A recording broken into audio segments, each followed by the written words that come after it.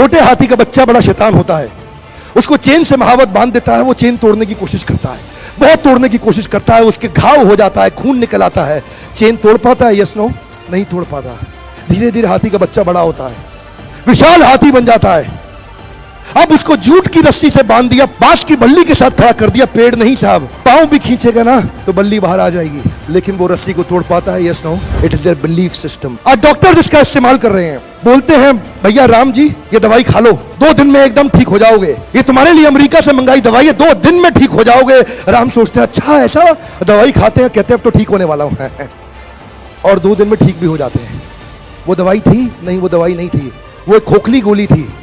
इसको बोलते हैं placebo effect. It is their belief system. ये माइंड इतना पावरफुल है ना, इस माइंड की मदद से ही आदमी, it can break you, it can make you, you can become strongly mental और you can become mentally strong. You can have a hopeless end और you can have an endless hope.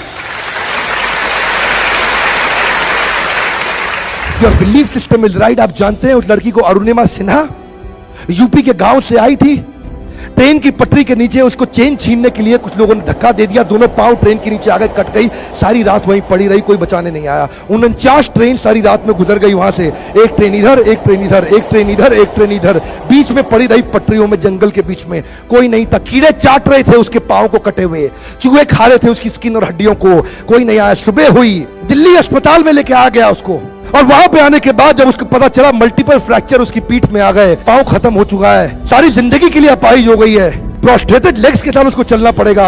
वहां बैठ के क्या बोली, अगर भगवान तूने मुझे बचाया तो जरूर इतिहास रचने के लिए, अब तो मैं एवरेस्ट क्लाइंब करूंगी, अब मैं एवरेस्ट क्लाइंबर बनूंगी।